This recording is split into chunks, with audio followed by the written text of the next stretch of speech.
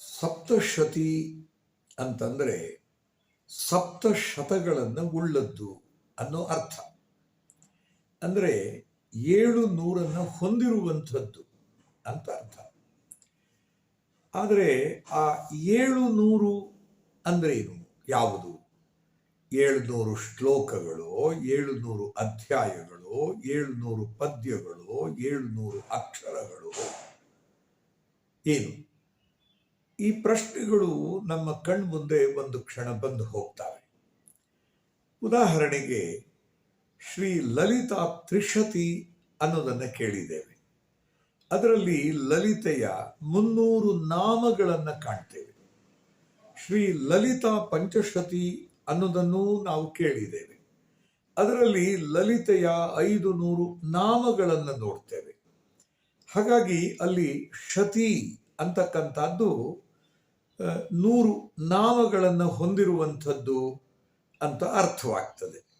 ಶ್ರೀ ಲಲಿತಾ ತ್ರಿಶತಿ ಅಂತಂದರೆ ಹಾಗಾಗಿ ಶ್ರೀ ಲಲಿತೆಯ 300 ನಾಮಗಳು, ಹಾಗೂ ಶ್ರೀ ಲಲಿತಾ ಪಂಚಶತಿ ಅಂತಂದರೆ ಶ್ರೀ ಲಲಿತೆಯ 500 ನಾಮಗಳು ಇರತಕ್ಕಂತಹ ಕೃತಿಗಳು ಅನ್ನೋ ಅರ್ಥವಾಗ್ತದೆ ಅಲ್ವೇನೋ.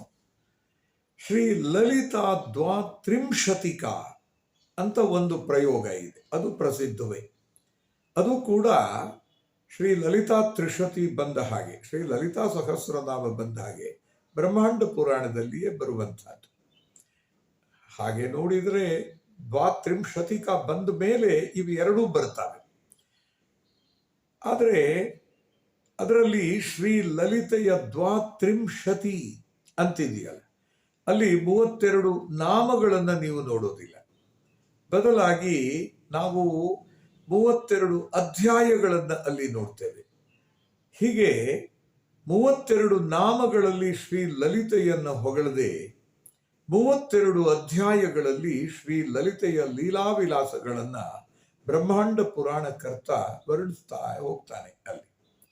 ಹಾಗಾಗಿ ಅಲ್ಲಿ ದ್ವಾತ್ರಿಂಶತಿಕಾ ಅನ್ನೋದು 32 ಅಧ್ಯಾಯಗಳನ್ನು ಹೊಂದಿರುವಂಥದ್ದು ಅಂತ ಅರ್ಥ ಕೊಡ್ತದೆ. ಹಾಗಾಗಿ ಸಪ್ತಶತಿ ಅಂತಂದ್ರೆ ಏನು ಅನ್ನೋ ಪ್ರಶ್ನೆ ನಮ್ಮ ಕಣ್ಣು ಮುಂದೆ ಇನ್ನೂ ಉಳಿತದೆ.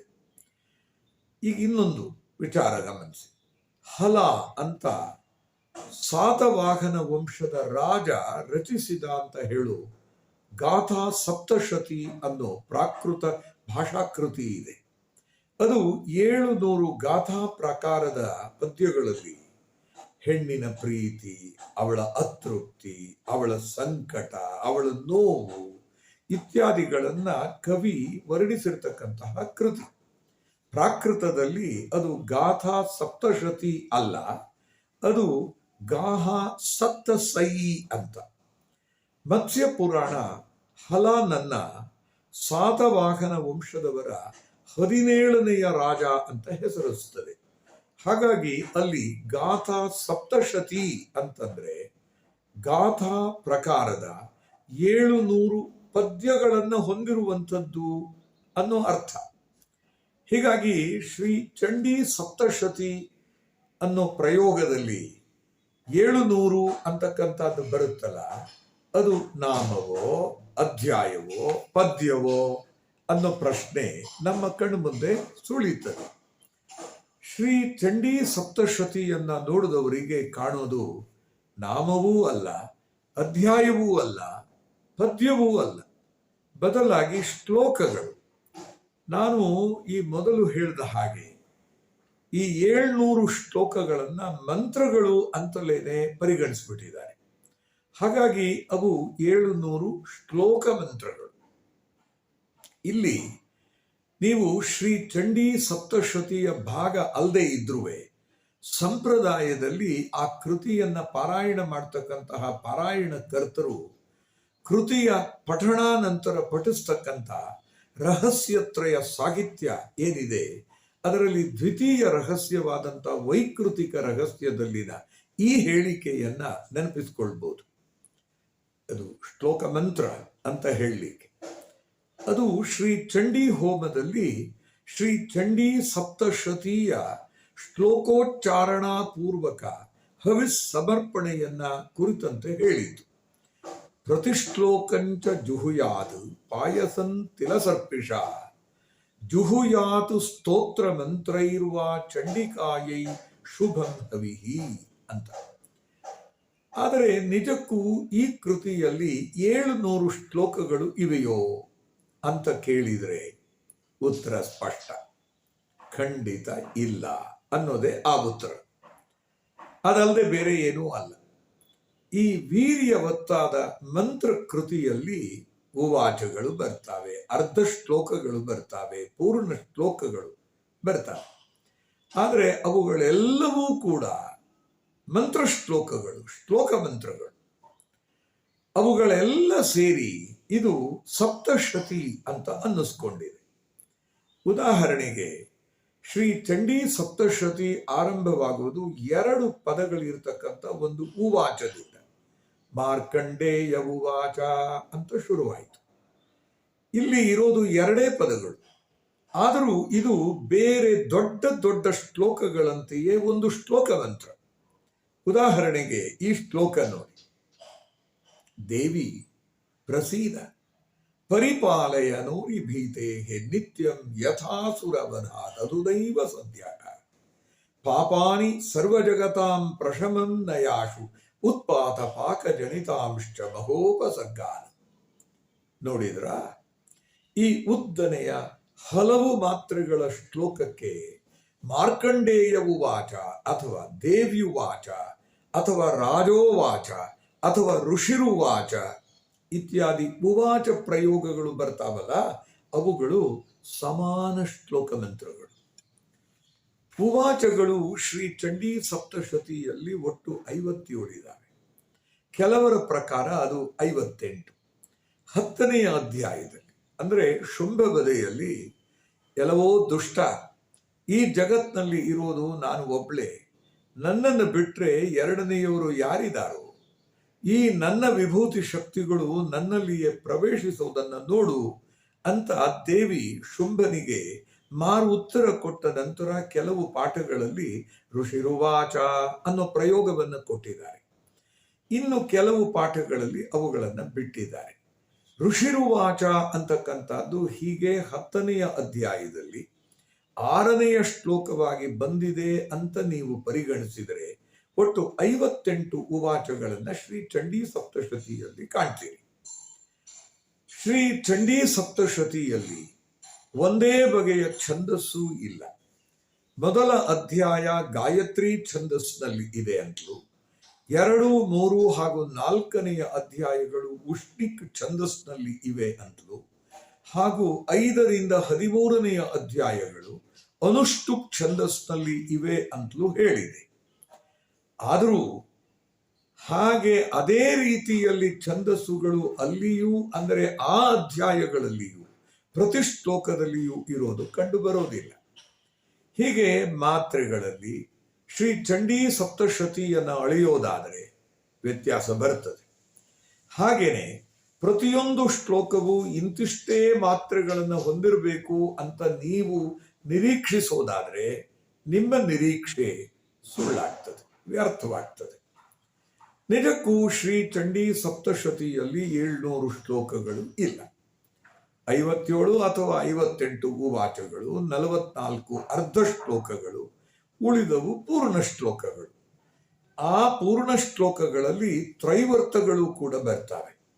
ಪಂಚಮೋಧ್ಯಾಯದಲ್ಲಿ ಅಲ್ಲಿ ಯಾ ದೇವಿ ಸರ್ವಭೂತೇಷು ವಿಷ್ಣುಮಾಯೇತಿ ಶಬ್ದಿತ ನಮಸ್ತಸ್ಯೈ ನಮಸ್ತಸ್ಯೈ ನಮಸ್ತಸ್ಯೈ ನಮೋ ನಮಃ ಅಂತ ಏನು 14ನೆಯ ಶ್ಲೋಕ ಬರುತ್ತದೆ, ಅದರಿಂದ ಮೊದಲುಗೊಂಡು 77ನೇ ಶ್ಲೋಕವನ್ನು ಬಿಟ್ಟು 78ನೆಯ ಶ್ಲೋಕವಾದಂಥ ಚಿತಿರೂಪೇಣ ಯಾಕೃತ್ತಮೇತದ್ವ್ಯಾಪ್ಯ ಸ್ಥಿತ ಜಗತ್ ನಮಸ್ತಸ್ಯೈ ನಮಸ್ತಸ್ಯೈ ನಮಸ್ತಸ್ಯೈ ನಮೋ ನಮಃ ಅನ್ನೋ ತನಕ ಎಂಬಲ್ಲಿಯ ಶ್ಲೋಕಗಳನ್ನು, ಅಲ್ಲಿವರೆಗಿನ ಶ್ಲೋಕಗಳನ್ನು 3 ಬಾರಿ ಪಠಿಸಬೇಕು ಅಂತಿದೆ. ಆದ್ದರಿಂದ ಅವುಗಳನ್ನು ತ್ರೈವರ್ತಗಳು ಅಂತ ಹೇಳಿ ಕರೆದಿದ್ದಾರೆ. ಅಂದರೆ ಅದನ್ನು ಸಾಧಾರಣವಾಗಿ ಬೇರೆ ಬೇರೆ ರೀತಿಗಳಲ್ಲಿ ಹೇಳ್ಕೊಂಡು ಹೋಗೋದನ್ನ ನಾವು ಗಮನಿಸ್ತೇವೆ.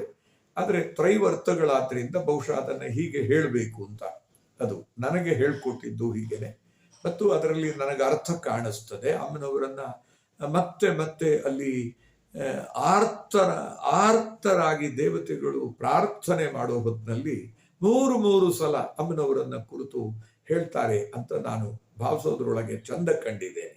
ಹಾಗಾಗಿ ಯಾದೇವಿ ಸರ್ವಭೂತೇಷು ಮಾತೃರೂಪೇಣ ಸಂಸ್ಥಿತ ನಮಸ್ತಸ್ಯೈ ನಮಸ್ತಸ್ಯೈ ನಮಸ್ತಸ್ಯೈ ನಮೋ ನಮಃ. ಯಾದೇವಿ ಸರ್ವಭೂತೇಷು ಮಾತೃರೂಪೇಣ ಸಂಸ್ಥಿತ ನಮಸ್ತಸ್ಯೈ ನಮಸ್ತಸ್ಯೈ ನಮಸ್ತಸ್ಯೈ ನಮೋ ನಮಃ. ಯಾ ದೇವಿ ಸರ್ವಭೂತೇಷು ಮಾತೃರೂಪೇಣ ಸಂಸ್ಥಿತ ನಮಸ್ತಸ್ಯೈ ನಮಸ್ತಸ್ಯೈ ನಮಸ್ತಸ್ಯೈ ನಮೋ ನಮಃ ಅಂತ ಈ ರೀತಿ ಮೂರು ಬಾರಿ ಇದನ್ನ ಹೇಳಬೇಕು ಅಂತ ಅದು ತ್ರೈವರ್ತಗಳು ಅಂತ ಕರೆದಿದ್ದಾರೆ. ಶ್ರೀ ಚಂಡೀ ಸಪ್ತಶತಿಯನ್ನ ಕವಿ ಋಷಿ ಹೇಗೆ ಕಟ್ಟಿದ್ದಾನೆ, ನಾಂದೃಷಿ ಕುರುತೆ ಕಾವ್ಯಂ ಅನ್ನೋ ಮಾತು ನೆನಪಿಸ್ಕೊಳ್ಳಿ ಅನ್ನೋದನ್ನ ಕುರಿತು ಆಮೇಲೆ ನೋಡೋಣ. ಶ್ರೀ ಚಂಡೀ ಸಪ್ತಶತಿ ಒಂದು ಸ್ವತಂತ್ರ ಕೃತಿ ಅಲ್ಲ. ಈ ಮೊದಲೇ ನಾನು ಹೇಳಿದ ಹಾಗೆ ಅದು ಶ್ರೀ ಮಾರ್ಕಂಡೇಯ ಪುರಾಣದ ಒಂದು ಭಾಗ. ಆದರೂ ಅದು ಒಂದು ಸ್ವತಂತ್ರ ಕೃತಿಯೋ ಏನೋ ಅನ್ನೋ ಹಾಗೆ ವಿರಾಜಿಸಿದೆ.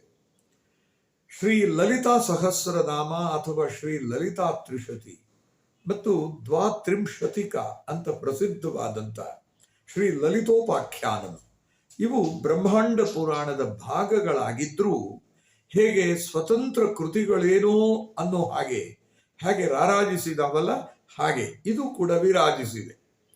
ಈ ಕೃತಿ ರತ್ನ ಕಂಗೊಳಿಸೋದು ಈ ಮೊದಲು ಹೇಳಿದ ಹಾಗೆ ಶ್ರೀ ವೇದವ್ಯಾಸ ಪ್ರಣೀತವಾದಂಥ ಅಷ್ಟಾದಶ ಪುರಾಣಗಳಲ್ಲಿ ಒಂದು ಅಂತ ಭಾವಿಸಲ್ಪಟ್ಟ ಶ್ರೀ ಮಾರ್ಕಂಡೇಯ ಪುರಾಣದಲ್ಲಿ. ಶ್ರೀ ಚಂಡೀ ಸಪ್ತಶತಿಯು ಮಾರ್ಕಂಡೇಯ ಪುರಾಣದ 81ರಿಂದ 93ರವರೆಗೆ, ಅಂದರೆ 81 ಮತ್ತು 93ನೇ ಅಧ್ಯಾಯಗಳನ್ನು ಕೂಡ ಒಳಗೊಂಡು ಒಟ್ಟು 13 ಅಧ್ಯಾಯಗಳ ಒಂದು ಕಟ್ಟೋಣ. ಶ್ರೀ ಮಾರ್ಕಂಡೇಯ ಪುರಾಣ ಶ್ರೀ ವೇದವ್ಯಾಸ ಪ್ರಣೀತವಾದಂಥ ಅಷ್ಟಾದಶ ಮಹಾಪುರಾಣಗಳಲ್ಲಿ 7ನೇ ಸ್ಥಾನವನ್ನು ಅಲಂಕರಿಸಿದೆ.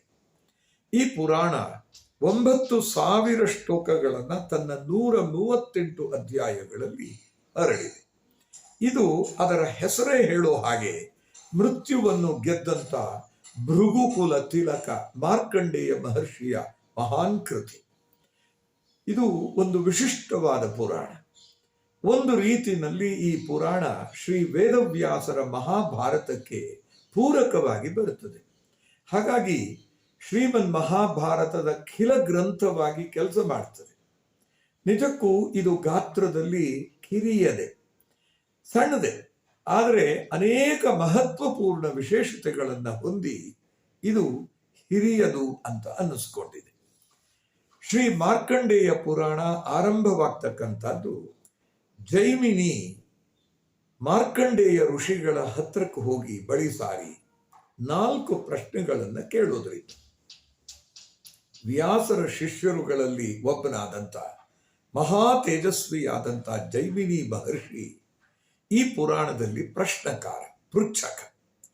ಅವನು ಮಹಾಮುನಿಯಾದಂಥ ಮಾರ್ಕಂಡೇಯರಿಗೆ ತನ್ನ ಕೆಲವು ಸಂದೇಹಗಳನ್ನ ಪ್ರಶ್ನೆಗಳ ರೂಪದಲ್ಲಿ ವ್ಯಕ್ತಪಡಿಸ್ತಾನೆ.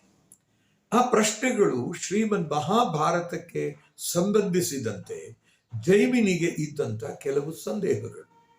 ಮೊದಲನೆಯದಾಗಿ, ಸೃಷ್ಟಿ ಸ್ಥಿತಿ ಲಯಗಳಿಗೆ ಕಾರಣನಾದಂಥ ತ್ರಿಗುಣಾತೀತನಾದಂಥ ಪರವಾಸುದೇವ ಯಾಕೆ ಮನುಷ್ಯನಾಗಿ ಅವತಾರ ಮಾಡಿದ? ಇದು ಮೊದಲನೇ ಪ್ರಶ್ನೆ. ಸಾಧ್ವೀಮಣಿಯಾದಂಥ ದ್ರೌಪದಿ ಹೇಗೆ 5 ಮಂದಿ ಪಾಂಡವರಿಗೆ ಧರ್ಮಪತ್ನಿಯಾದ್ಲು? ಇದು 2ನೇ ಪ್ರಶ್ನೆ. 3ನೇ ಪ್ರಶ್ನೆ, ಮಹಾಬಲಶಾಲಿಯಾದಂಥ ಧರ್ಮಿಷ್ಠನಾದಂಥ ಬಲರಾಮ ಯಾಕೆ ತೀರ್ಥಯಾತ್ರೆಯನ್ನು ಕೈಗೊಂಡ?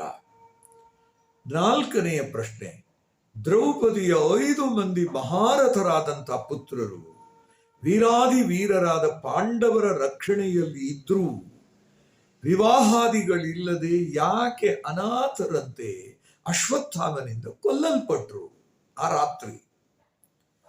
ಈ 4 ಪ್ರಶ್ನೆಗಳಿಗೂ ಪುರಾಣಕಾರ ತಾನೇ ಉತ್ತರ ಕೊಡೋ ಬದಲು ತನಗೆ ಉತ್ತರ ಕೊಡೋದಿಕ್ಕೆ ಸಮಯ ಇಲ್ಲ ಅಂತಲೂ ವಿಂಧ್ಯ ಪರ್ವತದ ಕೊಳ್ಳದಲ್ಲಿ ಇದ್ದ ದ್ರೋಣವೆಂಬ ಪಕ್ಷಿಗೆ ಪಿಂಗಾಕ್ಷ, ವಿಬೋಧ, ಸುಪುತ್ರ ಮತ್ತು ಸುಮುಖ ಅನ್ನೋ 4 ಮರಿಗಳು ಇದಾವೆ ಅಂತಲೂ ಆ 4 ಪಕ್ಷಿಗಳು ವೇದಶಾಸ್ತ್ರಗಳಲ್ಲಿ ಅತ್ಯಂತ ಪಾರಂಗತರಾಗಿದ್ದು ಎಂತಹ ಜಟಿಲವಾದ ಸಮಸ್ಯೆಗಳಿದ್ರೂ ಪರಿಹಾರ ನೀಡ್ತಾವೆ ಅಂತಲೂ ಜೈಮಿನಿ ಅವುಗಳ ಬಳಿ ಸಾರಬೇಕಂತಲೂ ನಿರ್ದೇಶಿಸ್ತಾರೆ. ಹೀಗೆ ಆ 4 ಪಕ್ಷಿಗಳು ಜೈಮಿನಿಯ ಸಂದೇಹಗಳನ್ನ ಸಮಂಜಸವಾಗಿ ಪರಿಹರಿಸ್ತಕ್ಕಂಥ ವಿಚಿತ್ರ ವಿಶಿಷ್ಟ ಕಥಾನಕವನ್ನ ಈ ಪುರಾಣದಲ್ಲಿ ನಾವು ನೋಡ್ತೇವೆ. ನಾನು ಶ್ರೀ ಚಂಡೀ ಸಪ್ತಶತಿಗೆ ಸಂಬಂಧಿಸಿದಂತೆ ಈ ಪುರಾಣದಲ್ಲಿ ಬರ್ತಕ್ಕಂಥ ಭಾಗಕ್ಕೆ ಮಾತ್ರ ನನ್ನನ್ನು ಸೀಮಿತಗೊಳಿಸಿಕೊಂಡು ಶ್ರೀಮಾತೆಯ ಲೀಲಾವಿಲಾಸವನ್ನ ಸಾದರಪಡಿಸ್ತಕ್ಕಂಥ, ಹೃದಯಂಗಮವಾಗಿ ಅದನ್ನು ಚಿತ್ರಿಸ್ತಕ್ಕಂಥ, ಗ್ರಂಥಗಳಲ್ಲಿಯೇ ಮುಕುಟಪ್ರಾಯವಾಗಿ ಇರುವಂತ ಶ್ರೀ ಚಂಡೀ ಸಪ್ತಶತಿಯ ಬಗ್ಗೆ ಅವಲೋಕನೆ ಮಾಡುವ ಆಲೋಚನೆಯಲ್ಲಿದೆ. ಪುರಾಣ ಅನ್ನೋ ಪದಕ್ಕೆ ಸಾಮಾನ್ಯವಾದ ಅರ್ಥ, ಜನರಲ್ ಮೀನಿಂಗ್, ಪುರಾಭವಂ ನಯಮಾನ ಕಥಾ ಅಂತ. ಅಂದ್ರೆ ಹಿಂದೆ ಆಗಿ ಹೋದದ್ದನ್ನ ಪ್ರಸ್ತುತಪಡಿಸ್ತಕ್ಕಂಥ ಕಥೆ ಅಂತ. ಪುರಾಭವಂ ಪುರಾಣಂ ಅನ್ನೋ ಹೇಳಿಕೆಯೂ ಇದೆ, ಹಿಂದೆ ಆದದ್ದು ಪುರಾಣ ಅಂತ. ಈ ಸಂಬಂಧ ಈ ಕೆಳಗಿನ ಕೆಲವು ಹೇಳಿಕೆಗಳನ್ನು ಗಮನಿಸಬಹುದು. ಪುರಾತನಂ ಪುರಾಣಂ ಅನ್ನೋದೊಂದು, ಪುರಾತನವಾದ, ಹಿಂದಿನ ಕಾಲದ, ಹಳೆಯದಾದ ಅನ್ನೋದು. ಪುರಾಣಂ ಪಂಚಮೋ ವೇದ ಇತಿ ಬ್ರಹ್ಮಾನುಶಾಸನಂ ಅಂತ ಛಾಂದೋಗ್ಯ ಉಪನಿಷತ್ನಲ್ಲಿ ಬರೋ ಮಾತು. ಯಸ್ಮಾತ್ ಪುರಾಹ್ಯನಕ್ತೀದಂ ಪುರಾಣಂ ತೇನ ತತ್ಸ್ಮೃತಂ ಅಂತ ವಾಯು ಪುರಾಣದಲ್ಲಿ ಹೇಳ್ತದೆ. ಪುರಾ ಪರಂಪರಾಂ ಬಷ್ಟಿ ಪುರಾಣಂ ತೇನ ತತ್ಸ್ಮೃತಂ ಅಂತ ಪದ್ಮಪುರಾಣ ಹೇಳ್ತದೆ. ಯಸ್ಮಾತ್ ಪುರಾಹ್ಯ ಭೂತ್ಯೈ ತತ್ಪುರಾಣಂ ತೇನ ತತ್ಸ್ಮೃತಂ ಅಂತ ಬ್ರಹ್ಮಾಂಡ ಪುರಾಣದಲ್ಲಿ ಹೇಳ್ತದೆ. ಈ ತರ ಹೀಗೆ ಪುರಾಣ ಅಂತಂದ್ರೆ ಹಿಂದೆ ಏನು ಆಗಿತ್ತೋ ಅದನ್ನ ಹೇಳುವುದು ಅನ್ನೋದು ಅಷ್ಟೇ ಅರ್ಥವೋ? ಹಾಗಾದ್ರೆ ಹಿಂದೆ ಆಗೋಗಿದ್ದನ್ನ ತಿಳ್ಕೊಂಡು ನಮಗ ಆಗಬೇಕಾದದ್ದಾದ್ರೂ ಏನು ಅನ್ನೋ ಪ್ರಶ್ನೆ ಹಿಂದೆಯೇ ಎದ್ದಿರಬೇಕು. ಅದಕ್ಕೆ ಏನೋ ಪುರಾ ಅಪಿ ನವಂ ಪುರಾಣಂ ಅನ್ನೋ ಹೇಳಿಕೆ ಬಂತು. ಅಂದ್ರೆ ಹಿಂದೆ ಆಗಿದ್ದನ್ನ ಹೇಳಿದ್ರೂ ಅದು ಹೊಸತು ಕೂಡ ಅನ್ನೋ ಅರ್ಥ. ಪುರಾ ಅಪಿ ನವಂ ಅಂತ ಅನ್ನೋ ಹೇಳಿಕೆ ಇದು ಅರ್ಥಗರ್ಭಿತವಾದ. ಯಾಕೆಂದ್ರೆ ಹಿಂದೆ ಆಗಿದ್ದು ಈಗಲೂ ಆಗ್ತಿದೆ, ಮಾತ್ರವಲ್ಲ ಈಗಲೂ ಆಗ್ತಿದೆ ಅಂದಷ್ಟೇ ಅಲ್ಲ, ಮುಂದೆಯೂ ಆಗ್ತದೆ ಅನ್ನೋ ಧ್ವನಿಯೂ ಅದರಲ್ಲಿದೆ. ಅಂದ್ರೆ ಪುರಾಣಗಳು ಏನನ್ನ ಹೇಳ್ತಾವೆಯೋ, ಯಾವುದನ್ನ ಪ್ರಸ್ತುತ ಪಡಿಸ್ತಾವೆಯೋ ಅದು ಈಗಲೂ ಪ್ರಸ್ತುತ, ಮುಂದೆಯೂ ಪ್ರಸ್ತುತ, ಯಾವಾಗಲೂ ಪ್ರಸ್ತುತ ಅಂತ. What Puranas narrate is relevant not only to the past but relevant to the present, relevant to the future and relevant always ಅನ್ನೋ ಮಾತು. ಇದು ಹೌದು ಅನ್ನೋದನ್ನ ಹೊರಗೆ ಹಚ್ಚಿಯೇ ಬಿಡೋಣ. ಮಾರ್ಕಂಡೇಯ ಪುರಾಣದ 90ನೆಯ ಅಧ್ಯಾಯ ಅಂದ್ರೆ ಶ್ರೀ ಚಂಡೀ ಸಪ್ತಶತಿಯ 13ನೆಯ ಅಧ್ಯಾಯದಲ್ಲಿ ಬರೋ ಈ ಶ್ಲೋಕಗಳು ಹೇಳೋ ಮಾತು ಗಮನಿಸಿ. ಭಗವದ್ ವಿಷ್ಣು ಮಾಯಯ ತಯಾ ತ್ವಂ ಯೇಷ ವೈಶ್ಯಶ್ಚ ತಥ ಏವ ಅನ್ಯೇ ವಿವೇಕಿನಃ ಮೋಹ್ಯಂತೆ ಮೋಹಿತಾಶ್ಚೈವ ಮೋಹಮೇಷ್ಯಂತಿ ಚಾಪರೆ ಅನ್ನೋದು. ಅದರ ವ್ಯಾಖ್ಯಾನ ಏನು? ಭಗವಂತನಾದ ವಿಷ್ಣುವಿನ ಮಾಯೆಯಾದ ಮಹಾವಿಷ್ಣುವಿನ ಮಾಯಾಸ್ವರೂಪಳಾದಂಥ ಆ ಭಗವತಿಯಿಂದ ನೀನು ಈ ವೈಶ್ಯ ಹಾಗೂ ಇತರ ಎಷ್ಟೋ ವಿವೇಕಿಗಳು ಮೋಹಕ್ಕೆ ಒಳಗಾಗಿ ಮೋಹಿತರಾಗಿದ್ದೀರಿ. ಹಿಂದೆಯೂ ಮೋಹಿತರಾಗಿದ್ರು, ಮುಂದೆಯೂ ಮೋಹಿತರಾಗ್ತಾರೆ. ಇದು ಮೋಹ ಬಲೆ, ಇದು ನಿರಂತರ ಅನ್ನೋದು ಅದರ ಅದನ್ನು ನಾವು ವಿವರಿಸ್ತಾ ಹೋಗ್ಬೋದು ಹೀಗೆ ಅಲ್ವೇನು. ಮೋಹ ಅನ್ನೋದು ಹಿಂದೆನೂ ಇತ್ತು, ಈಗಲೂ ಇದೆ, ಮುಂದೆನೂ ಇದ್ದೇ ಇರ್ತದೆ, ಯಾವಾಗಲೂ ಇರ್ತದೆ ಅನ್ನೋದು ಸಾರ್ವಕಾಲಿಕ, ಸಾರ್ವದೇಶಿಕ, ಸಾರ್ವಜನಿಕ ತತ್ವ. ಈ ಪುರಾಣದ ಕಥೆಯಲ್ಲಿ ಬರೋ ರಾಜ ಸುರಥನಿಗೂ ಹಾಗೂ ವೈಶ್ಯನಾದ ಸಮಾಧಿಗೂ, ಅವರಿಬ್ಬರಿಗೆ ಮಾತ್ರ ಅಲ್ಲ, ಎಲ್ರಿಗೂ ಮೋಹದ ಬಂಧನ ಇದೆ. ಎಲ್ಲ ಕಾಲಗಳಲ್ಲಿಯೂ ಅದು ಎಲ್ರಿಗೂ ಇತ್ತು, ಎಲ್ಲ ದೇಶಗಳವರಿಗೂ ಇತ್ತು, ಇದೆ, ಇರ್ತದೆ. ಸುರಥನಿಗೆ ತಾನು ಕಳೆದುಕೊಂಡ ರಾಜ್ಯದ ಮೇಲೆ ಮೋಹ, ಸಮಾಧಿಗೆ ತನ್ನನ್ನು ನಿರಾಕರಿಸಿ ಅವಗಣಿಸಿ ಹೊರಕ್ಕೆ ಹಾಕಿದರೂ ತನ್ನ ಪತ್ನಿ, ಪುತ್ರರು, ಬಂಧುಗಳ ಮೇಲೆ ವ್ಯಾಮೋಹ. ಸೃಷ್ಟಿಯ ಎಲ್ಲ ಜೀವರಾಶಿಗೂ ಒಂದಲ್ಲ ಒಂದು ಮೋಹ ಇದ್ದೇ ಇರ್ತದೆ, ಇದೆ, ಇತ್ತು, ಇರ್ತದೆ. ಅಂದ್ರೆ ಮುಂದೇನು ಇರುವುದು ಅಂತ, ಇರುವುದು ತೀರ ಗ್ರಾಮ್ಯಾಟಿಕಲ್ ಆಗಿ ಹೇಳೋದಾದ್ರೆ ಅಲ್ವೇನು. ತನಗೆ ಯಾಕೆ ತನ್ನ ಕಳೆದುಕೊಂಡಂತಹ ರಾಜ್ಯ, ಕೋಶ, ಆನೆ, ಸೇವಕರು ಇತ್ಯಾದಿಗಳಲ್ಲಿ ಮೋಹ, ತನ್ನ ಜೊತೆಗಿನ ವೈಶ್ಯನಿಗೆ ಯಾಕೆ ತನ್ನವರಲ್ಲಿ ಮೋಹ, ವಿವೇಕಿಗಳಾದರೂ ತಮಗೆ ಯಾಕೆ ಈ ಮೋಹ, ಲೌಕಿಕದ ವಿಷಯ ಏನಿದಾವೆ, ವಿಷಯದ ದೋಷಗಳು ಸ್ಪಷ್ಟವಾಗಿ ಕಾಣ್ತಾ ಇದ್ರು ಆ ದೃಷ್ಟದೋಷೇ ವಿಷಯ, ಅವುಗಳಲ್ಲೇ ಯಾಕೆ ಮನಸ್ಸು ಸಿಲುಕಿ ತೊಳಲಾಡ್ತಾ ಇದೆ ಅನ್ನೋದು ಮಾರ್ಕಂಡೇಯ ಪುರಾಣದ 78ನೇ ಅಧ್ಯಾಯದಲ್ಲಿ ಸುಮೇಧಸ ಋಷಿಗೆ ರಾಜ ಸುರಥ ಕೇಳುವಂತ ಪ್ರಶ್ನೆ. ಹಾಗೆ ರಾಜ ಸುರಥ ಪ್ರಶ್ನಿಸಿದಾಗ ಆ ಋಷಿ ಪಶು, ಪಕ್ಷಿ, ಮೃಗಾದಿಗಳಲ್ಲಿ, ಅಂದ್ರೆ ಸೃಷ್ಟಿಯಲ್ಲಿನ ಎಲ್ಲ ಸೃಷ್ಟಿತ ಜೀವರಾಶಿಗಳಲ್ಲಿ ಮೋಹ ಹೇಗೆ ತುಂಬಿದೆ ಅನ್ನೋದನ್ನ ಹೇಳ್ತಾ ಹೋಗ್ತಾನೆ. ಸೃಷ್ಟಿಯಲ್ಲಿನ ಎಲ್ಲರೂ ಮೋಹವಶರು ಎಂಬುದು ಹೌದು ತಾನೆ. ಹಾಗಾಗಿ ಮಾರ್ಕಂಡೇಯ ಪುರಾಣದ ಶ್ರೀ ಚಂಡೀ ಸಪ್ತಶತಿಯಲ್ಲಿನ ಕಥೆ, ಅಲ್ಲಿನ ಗೋಳು ಕೇವಲ ರಾಜ್ಯಭ್ರಷ್ಟ ರಾಜನೊಬ್ಬನದಲ್ಲ, ಅವನೊಡನೆ ಮ್ಲಾನವದನನಾಗಿ ಮುಖ ಸಣ್ಣಗೆ ಮಾಡಿಕೊಂಡು ಕುಳಿತಂತ ಸ್ವಜನರಿಂದ ಪರಿತ್ಯಕ್ತನಾದ ಸಮಾಧಿ ಅನ್ನೋ ಶ್ರೇಷ್ಠಿ ಶೆಟ್ಟಿ ಅವನೊಬ್ಬನ ಕಥೆ ಅಲ್ಲ. ತಾನು ಹಸ್ದಿದ್ರು ಹುಡುಕಿ ಹುಡುಕಿ ತಂದ ಧಾನ್ಯದ ಕಾಳನ್ನ ಎಚ್ಚರಿಕೆಯಿಂದ, ಜತನದಿಂದ, ವ್ಯಾಮೋಹದಿಂದ ತನ್ನ ಮರಿಯ ಎಳೆಯ ಕೊಕ್ಕಿನೊಳಗೆ ತನ್ನ ಕಾಳು ಹಿಡಿದ ಕೊಕ್ಕನ್ನ ಇಟ್ಟು ತನ್ನ ಮರಿಯನ್ನ ಉಣಿಸುತ್ತಿರುವ ಹಕ್ಕಿಯೊಂದರ ಕಥೆ ಮಾತ್ರವಲ್ಲ, ಅವರೆಲ್ಲ ನೆಪ ಮಾತ್ರ. ಅದು ಎಲ್ಲರ ಕಥೆ, ಎಲ್ಲ ಕಾಲಗಳಲ್ಲಿನ ಎಲ್ಲರ ಕಥೆ, ಎಲ್ಲ ದೇಶಗಳಲ್ಲಿನ ಎಲ್ಲ ಕಾಲಗಳ ಎಲ್ಲ ಜೀವರಾಶಿಯ ಕಥೆ. ಹಾಗಾಗಿ ರಾಜ ಸುರಥ, ಶ್ರೇಷ್ಠಿ ಸಮಾಧಿ, ಕಾಳು ಉಣಿಸುವ ತಾಯಿ ಒಕ್ಕಿಗಳು ಕೇವಲ ಸಾರ್ವಕಾಲಿಕ ದೇಶೀಯ ಜನಿಕ ಪ್ರತೀಕಗಳು.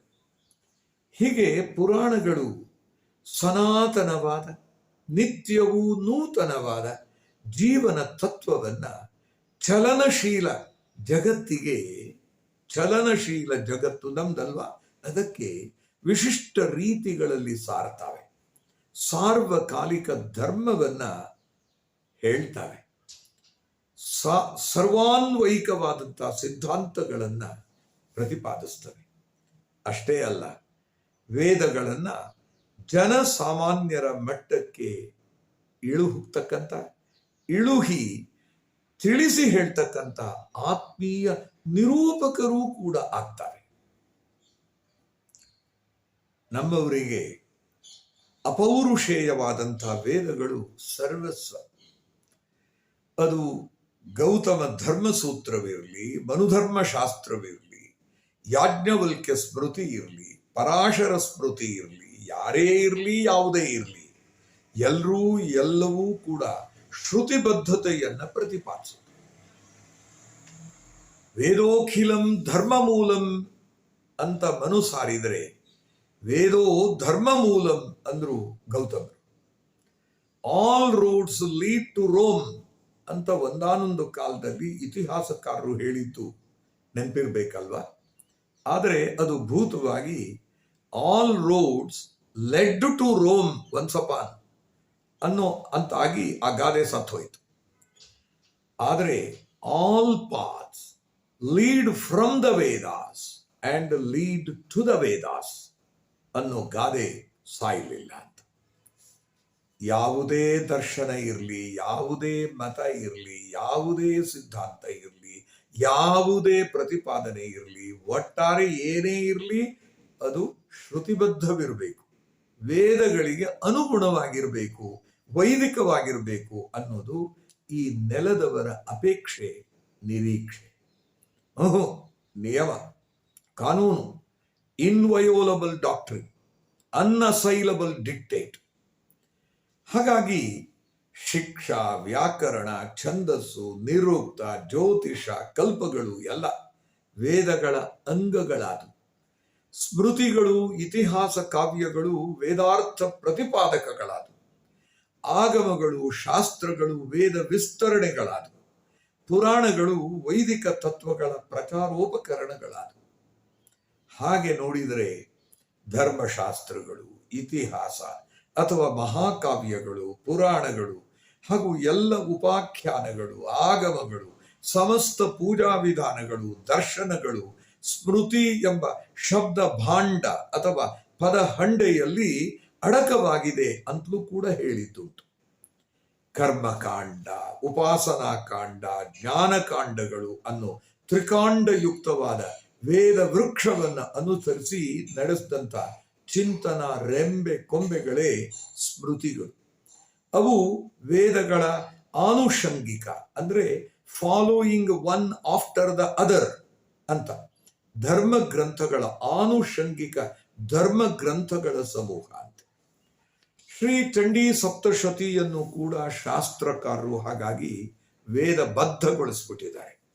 ಉದಾಹರಣೆಗೆ 700 ಶ್ಲೋಕಗಳ ಈ ಪುರಾಣ ಭಾಗವನ್ನ ಪ್ರಥಮ, ಮಧ್ಯಮ, ಉತ್ತಮ ಚರಿತ್ರೆಗಳು ಅಂತ ಕಾಲದ ಯಾವುದೋ ಘಟ್ಟದಲ್ಲಿ ವಿಭಾಗಿಸಿ, ಪ್ರಥಮ ಚರಿತ್ರೆ ಏನಿದೆ ಅದು ಋಗ್ವೇದ ಸ್ವರೂಪ ಅಂತಲೂ, ಮಧ್ಯಮ ಚರಿತ್ರೆ ಯಜುರ್ವೇದ ಸ್ವರೂಪ ಅಂತಲೂ, ಉತ್ತಮ ಚರಿತ್ರೆ ಸಾಮವೇದ ಸ್ವರೂಪ ಅಂತಲೂ ವೇದ ಸ್ವರೂಪವನ್ನ ಈ ಕೃತಿಗೆ ಆರೋಪಿಸಿಬಿಟ್ಟಿದ್ದಾರೆ.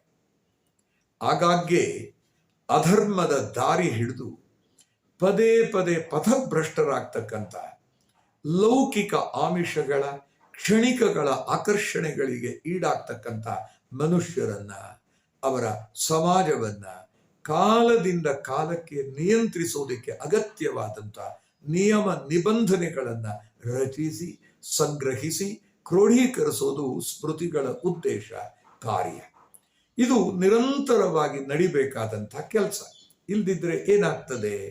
ಸದಾ ಪರಿವರ್ತನಶೀಲವಾಗಿರ್ತಕ್ಕಂಥ ಸಮಾಜಕ್ಕೆ ಯಾವುದೋ ಕಾಲದ ಸ್ಮೃತಿ ಔಟ್ ಡೇಟೆಡ್ ಆಗಿ ಅನರ್ಥಕಾರಿಯೂ ಆಗಿಬಿಡ್ತದೆ. ಸಣ್ಣ ಮಗುವಾಗಿದ್ದಾಗ ಹೊಲಿಸಿದಂಥ ಉಡುಪನ್ನ ಆ ಮಗು ತರುಣನಾದಾಗಲೂ ಉಡಬೇಕು ಅಂತ ಹೇಳಿದಂತಾಗುತ್ತೆ ಅಂತ. ಹಾಗಾಗಿ ಅದು ಹಾಸ್ಯಾಸ್ಪದವೂ ಆಗ್ತದೆ, ಮಾತ್ರವಲ್ಲ ಹಾನಿಕಾರಕವೂ ಆಗ್ತದೆ. ಇದು ಹೀಗೆ ಆದರೆ ಕೊನೆಗೆ ಕುವೆಂಪುರವರು ಕೋಗಿಲೆ ಮತ್ತು ಸೋವಿಯಟ್ ರಷ್ಯಾ ಕವನ ಸಂಕಲನದಲ್ಲಿ ಚಿಂತನೆ ನಡೆಸಿ ಹೇಳಿದರಲ್ಲ, ಹಾಗೆ ಯಾವ ಕಾಲದ ಶಾಸ್ತ್ರವೇನು ಹೇಳಿದರೆ ಎದೆಯ ದನಿಗೂ ಮಿಗಿಲು ಶಾಸ್ತ್ರವಿಹುದೇನು. ಯಾವ ಕಾಲದ ಶಾಸ್ತ್ರ ಏನು ಹೇಳಿದರೇನು, ಎದೆಯ ದನಿಗೂ ಮಿಗಿಲು ಶಾಸ್ತ್ರವು ಇಹುದೇನು. ಎಂದೋ ಮನು ಬರೆದಿಟ್ಟುದು ಇಂದೆಮಗೆ ಕಟ್ಟೇನು. ನಿನ್ನೆದೆಯ ದನಿಯೇ ಋಷಿ ಮನು ನಿನಗೆ ನೀನು. ಹಿಂದಿನ ಋಷಿಗಳು ಮಾನವರೇ ನಮ್ಮಂತೆ, ಅವರ ಶಾಸ್ತ್ರವು ಅವರ ಕಾಲಕ್ಕೆ ಮಾತ್ರ ಅಂತ ನಾವು ಚಿಂತಿಸಬೇಕಾಗ್ತದೆ ಅಲ್ವೇನು. ಹೀಗೆ ಸಮಾಜವೊಂದು ಪರಿವರ್ತನಾಶೀಲ, ಉರುಳ್ತ ಸಾಕ್ತಕ್ಕಂಥ ಚಕ್ರ. ಕಾರ್ಲ್ ಮಾರ್ಕ್ಸ್ ಹೇಳ್ತಕ್ಕಂಥ ಚಕ್ರ ಅಂತಲ್ಲ, ನಿಂತಲ್ಲೇ ತಿರುಗಿ ಮೇಲಿದ್ದವನು ಕೆಳಗೆ, ಕೆಳಗಿದ್ದವನು ಮೇಲಕ್ಕೆ ಹೋಗೋ ಚಕ್ರ ಅಲ್ಲ. ಸದಾ ತಾನೂ ತಿರುಗ್ತಾ ಉರುಳ್ತಾ ಹೋಗ್ತಕ್ಕಂಥ ಚರೈವತಿ ಇದು. ಕಾಲ ಕಾಲಕ್ಕೆ ಸಮಾಜವನ್ನ ತಿದ್ದಿ ತೀಡಿ ಅದರ ತಿರುಗುವಿಕೆ ಏನಿದೆ ಅದಕ್ಕೆ ಅನುಕೂಲಕರವಾದಂಥ ಲ್ಯಾಂಡ್ ಅಂಡ್ ಲ್ಯಾಂಡ್ಸ್ಕೇಪ್ ಅನ್ನ ನಿರ್ಮಾಣ ಮಾಡ್ತಕ್ಕಂಥ ಕೆಲಸದಲ್ಲಿ ತೊಡಗಿದ ಸ್ಮೃತಿ ಶಾಸ್ತ್ರಗಳೇ ಬದಲಾದಂಥವು. ವಿಶೇಷವಾಗಿ ಪುರಾಣಗಳು ವೇದ ಪ್ರತಿಪಾದಿತ ತತ್ವಗಳನ್ನು ವಿಸ್ತರಿಸಿದವು, ದೃಷ್ಟಾಂತ ಸಮೇತ ನಿರೂಪಿಸಿದವು, ಜನಸಾಮಾನ್ಯರ ಮನೆ ಬಾಗಿಲನ್ನ ತಟ್ಟಿದವು, ಸಾಮಾನ್ಯ ಜನರ ಮನವನ್ನು ಮುಟ್ಟಿದವು. ಸಂಸಾರ ಸಾಗರದಲ್ಲಿ ಬಿದ್ದು ಮುಳುಗಿ ಏಳ್ತಕ್ಕಂಥ, ಎದ್ದು ಮುಳುಗ್ತಕ್ಕಂಥ, ಅದರಲ್ಲಿಯೇ ನೆಲೆಗಾಣದೆ ತೊಳಲಾಡ್ತಕ್ಕಂಥ ಮನುಷ್ಯ ಮಾತ್ರರಿಗೆ ವೇದಗಳಲ್ಲಿ ಹುದುಗಿ ಹೋಗಿರ್ತಕ್ಕಂಥ, ನಿಗೂಢವಾಗಿರ್ತಕ್ಕಂಥ, ಕ್ಲುಪ್ತವಾಗಿರ್ತಕ್ಕಂಥ, ಕ್ಲಿಷ್ಟವಾಗಿರ್ತಕ್ಕಂಥ, ಸುಲಭ ಗ್ರಾಹ್ಯವಲ್ಲದೆ ಇರ್ತಕ್ಕಂಥ, ಅವಾಂಗ್ಮನಸ ಗೋಚರವಾದಂಥ ಅನೇಕ ವಿಚಾರಗಳನ್ನ ಸಾಮಾನ್ಯರಿಗೂ ನಿಲುಕೋ ಹಾಗೆ, ಗ್ರಾಹ್ಯವಾಗೋ ಹಾಗೆ, ಅರ್ಥವಾಗೋ ಹಾಗೆ, ಸಾಮಾನ್ಯರು ಅವುಗಳನ್ನು ಜೀವನದಲ್ಲಿ ಅಳವಡಿಸಿಕೊಂಡು ಅನುಸರಿಸುವಂತೆ ಮಾಡುವ ಉದ್ದೇಶದಿಂದ ಕಥೆಗಳು, ಐತಿಹ್ಯಗಳು, ಐತಿಹಾಸಿಕ ಸಂಗತಿಗಳು, ಕಲ್ಪನೆಗಳು, ಪ್ರತಿಮೆಗಳು ಅಂದರೆ ಇಮೇಜಸ್, ಪ್ರತೀಕಗಳು ಮೊದಲಾದವನ್ನ ಬಳಸಿ ಇತಿಹಾಸ ಕಾವ್ಯಗಳನ್ನು, ರಾಮಾಯಣ ಮಹಾಭಾರತಗಳನ್ನು, ಪುರಾಣಗಳನ್ನು, ಪದ್ಯ ಗದ್ಯ ಲಹರಿಗಳನ್ನು ಋಷಿ ಕವಿಗಳು ಛಂದೋಬದ್ಧವಾಗಿ, ಅರ್ಥಸಹಿತವಾಗಿ, ಹೃದಯವಾಗಿ, ಮನೋಹರವಾಗಿ, ಚೇತೋಹಾರಿಯಾಗಿ, ಬಹುಶಃ ಸರಳವಾಗಿ, ಸರಳವಾದದು ಡೌಟ್ಫುಲ್ಲು ಹೌದು, ಕಟ್ಟಿದರು. ವೇದಗಳಲ್ಲಿ ಬೀಜರೂಪವಾಗಿ ಸಂಗ್ರಹವಾಗಿ ಬಿದ್ದಿದ್ದಕ್ಕಂಥ ಅವತಾರ ತತ್ವವನ್ನು ಪುರಾಣಾದಿ ವೇದಬದ್ಧ ಸಾಹಿತ್ಯಗಳು ಹೆಕ್ಕಿ ತಮ್ಮ ತಮ್ಮ ನೆಲದಲ್ಲಿ ಬಿತ್ತಿ ನೆಟ್ಟಿ ಮಾಡಿ, ಕೃಷಿ ಮಾಡಿ, ಫಸಲು ಬೆಳೆದು ನಮ್ಮ ಸಮಾಜದ ಕಣಜವನ್ನ ತುಂಬಿಸಿದ್ದಾರೆ. ವೇದದ ಸಂದೇಶಗಳನ್ನ ಜನಮಾನಸದಲ್ಲಿ ನೆಲೆಗೊಳಿಸೋದು ಈ ಪುರಾಣಾದಿ ಗ್ರಂಥಕಾರ ಋಷಿ ಕೃಷಿಕರು ಏನಿದ್ದಾರೆ ಅವರ ಉದ್ದೇಶ. ನಿದರ್ಶನಗಳ ಮೂಲಕ ಭಗವಂತನ ವಿಭೂತಿಯನ್ನ, ಅವನ ಐಶ್ವರವನ್ನ, ಅವನ ಲೀಲೆಯನ್ನ, ಅವನ ಮಹಿಮಾ ಗುಣವನ್ನ, ಭಗವತ್ ಕೃಪೆಯನ್ನ ವಿಶದೀಕರಿಸೋದು ಈ ಋಷಿ ಹೃದಯದ ಸಂಕಲ್ಪ. ಈ ಕವಿ ಋಷಿಗಳಿದ್ದಾರಲ್ಲ, ಋಷಿ ಕವಿಗಳಿದ್ದಾರಲ್ಲ, ಅವರ ಉದ್ದೇಶ. ಅದನ್ನ ಶ್ರೀ ಚಂಡೀ ಸಪ್ತಶತಿ ಕಾವ್ಯದಲ್ಲಿಯೂ ಕೂಡ ನಾವು ನೋಡ್ತೇವೆ. ಹೇಗೆ ಅಂತ ನೋಡೋಣ.